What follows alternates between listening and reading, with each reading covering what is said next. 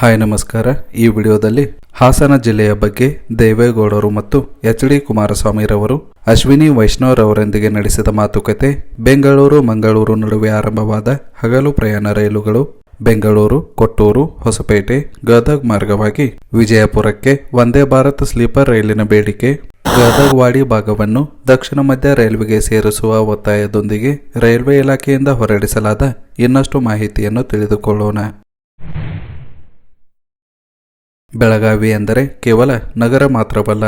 ಬೆಳಗಾವಿ ನಗರಕ್ಕೆ ನೀಡಲಾದ ಪ್ರಾಧಾನ್ಯತೆಯನ್ನು ಜಿಲ್ಲೆಗೂ ಅನ್ವಯಿಸುವಂತೆ ಕೆಲ ರೈಲುಗಳನ್ನು ವಿಸ್ತರಿಸುವುದು ಮತ್ತು ಹೊಸ ರೈಲುಗಳ ಬೇಡಿಕೆಗೆ ಬೆಳಗಾವಿ ಜಿಲ್ಲೆ ಪ್ರಯಾಣಿಕರ ಒತ್ತಾಯ ಹೆಚ್ಚಾಗುತ್ತಿದ್ದು, ಅದರಂತೆ Mysuru Belagavi Vishwamanava express, KSR Bengaluru Belagavi superfast express, Mysuru Belagavi express ರೈಲುಗಳನ್ನು ಶೇಡಬಾಳ ನಿಲ್ದಾಣದವರೆಗೆ ವಿಸ್ತರಿಸುವುದು, ಜೊತೆಗೆ Shedbal Belagavi Vasco da Gama daily mail express, Miraj Belagavi Hubballi link express, Belagavi Pune Janshatabdi express, Belagavi Miraj Belagavi daily MEMU passenger ರೈಲುಗಳನ್ನು ಹೊಸದಾಗಿ ಪ್ರಾರಂಭಿಸುವಂತೆ ಒತ್ತಾಯ ಹೆಚ್ಚಾಗುತ್ತಿದ್ದು, ಇದರಿಂದ ಚಿಕ್ಕೋಡಿ, ಗೋಕಾಕ್, ಹುಕ್ಕೇರಿ, ಅಥಣಿ, ಕಾಗವಾಡ, ಮೂಡಲಗಿ ಜಿಲ್ಲೆಗಳ ಎಲ್ಲ ಪ್ರಯಾಣಿಕರಿಗೆ ಅನುಕೂಲವಾಗಲಿದೆ.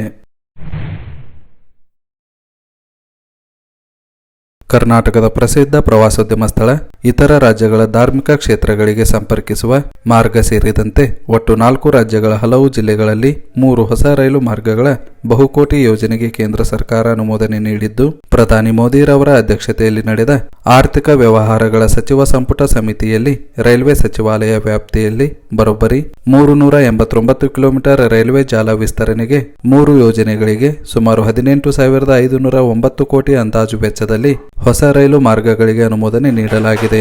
ಇನ್ನು ಆ 3 ರೈಲು ಯೋಜನೆಗಳು ಯಾವುವು ಎಂದು ತಿಳಿಯುವುದಾದರೆ, ಕಸರಾ ಮನಮಡ್ ನಡುವಿನ ಸುಮಾರು 137 ಕಿಲೋಮೀಟರ್, ದೆಹಲಿ ಅಂಬಾಲ ನಡುವಿನ ಸುಮಾರು 190 ಕಿಲೋಮೀಟರ್, ಬಳ್ಳಾರಿ ಹೊಸಪೇಟೆ ನಡುವಿನ 65 ಕಿಲೋಮೀಟರ್ ವ್ಯಾಪ್ತಿಯಲ್ಲಿ ಈಗಿರುವ 2 ಜೋಡಿ ಹಳಿಗಳ ಜೊತೆಗೆ 3ನೇ ಮತ್ತು 4ನೇ ಹೊಸ ರೈಲು ಹಳಿಗಳು ನಿರ್ಮಾಣವಾಗಲಿದ್ದು, ಇನ್ನು ಮುಂದೆ ಈ ಮಾರ್ಗದಲ್ಲಿ 4 ರೈಲುಗಳು ಏಕಕಾಲದಲ್ಲಿ ಸಂಚಾರ ನಡೆಸಬಹುದು.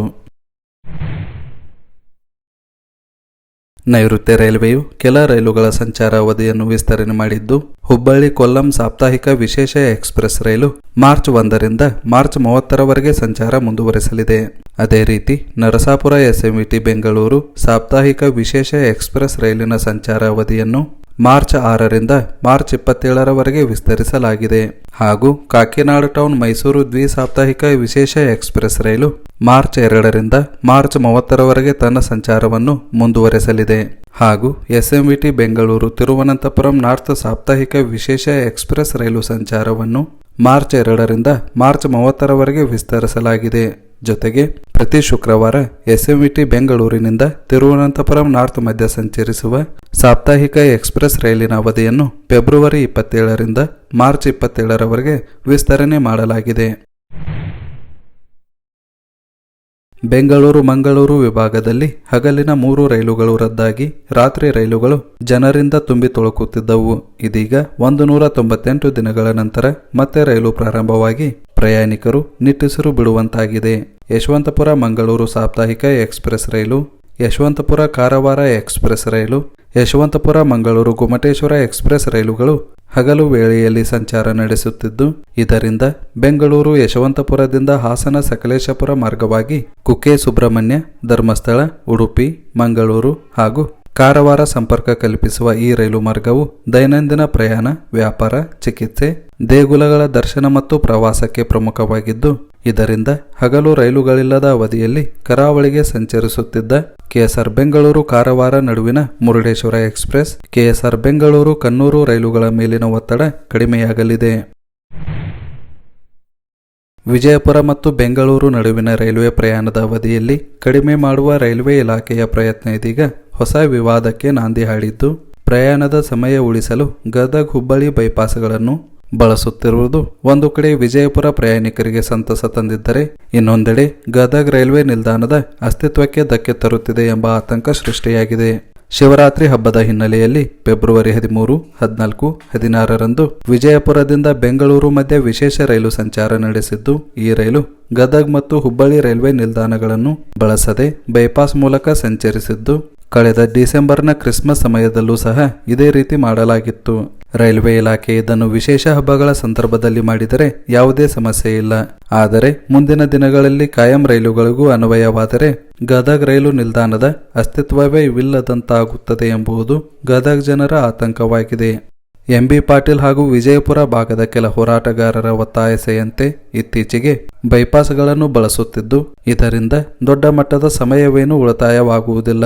ಇದರ ಬದಲಾಗಿ ಬೆಂಗಳೂರು ವಿಜಯಪುರ ನಡುವೆ ಗದಗ್, ಕೊಪ್ಪಳ, ಹೊಸಪೇಟೆ, ಕೊಟ್ಟೂರು, ದಾವಣಗೆರೆ ಮೂಲಕ ರೈಲು ಓಡಿಸುವುದು, ಸ್ಥಗಿತಗೊಂಡಿರುವ ರೈಲು ಮಾರ್ಗದ ಭೂಸ್ವಾಧೀನ ಪೂರ್ಣಗೊಳಿಸಿ ರೈಲು ಪ್ರಯಾಣ ಆರಂಭಿಸುವುದು, ಜೊತೆಗೆ 2 ಬದಿ ಎಂಜಿನ್ ಹೊಂದಿರುವ ವಂದೇ ಭಾರತ್ ಸ್ಲೀಪರ್ ರೈಲು ಆರಂಭಿಸಿದರೆ ಇಂಜಿನ್ ಬದಲಿಸುವ ಸಮಸ್ಯೆ ಇರುವುದಿಲ್ಲ.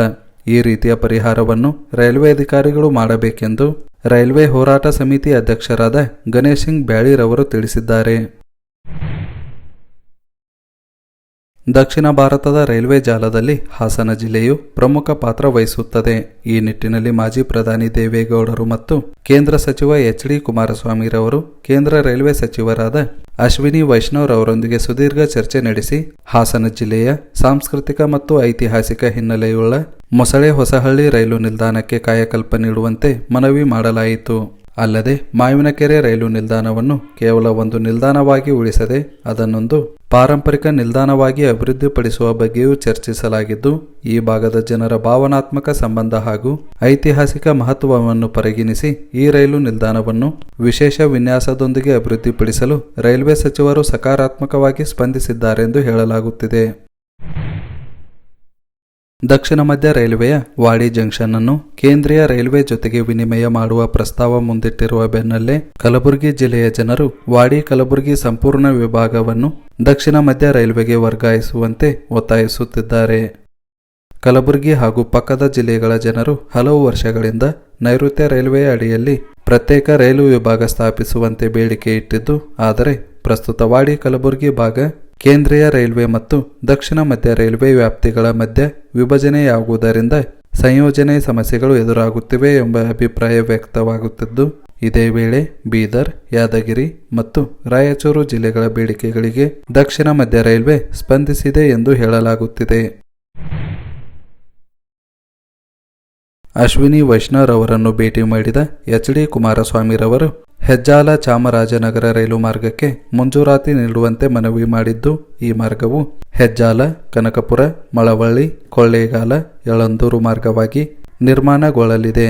ಅಲ್ಲದೆ ಕೊಪ್ಪಳ ಜಿಲ್ಲೆಯಲ್ಲಿ ಹೊಸ ಬ್ರಾಡ್ಗೇಜ್ ರೈಲು ಮಾರ್ಗಗಳ ನಿರ್ಮಾಣಕ್ಕೆ ಅನುದಾನ ಬಿಡುಗಡೆ, ಹಾಸನ ಜಿಲ್ಲೆಯ ಸಕಲೇಶಪುರ ರೈಲು ನಿಲ್ದಾಣವನ್ನು ಅಭಿವೃದ್ಧಿಪಡಿಸುವುದರ ಜೊತೆಗೆ ಹಲವಾರು ಪ್ರಸ್ತಾವನೆಗಳನ್ನು ಸಚಿವರ ಬಳಿ ಸಲ್ಲಿಸಿದ್ದು, ಅಶ್ವಿನಿ ವೈಷ್ಣವ್ ಅವರು ತ್ವರಿತವಾಗಿ ಕ್ರಮ ವಹಿಸುವ ಭರವಸೆ ನೀಡಿದ್ದಾರೆಂದು ಎಚ್.ಡಿ. ಕುಮಾರಸ್ವಾಮಿರವರು ತಿಳಿಸಿದ್ದಾರೆ.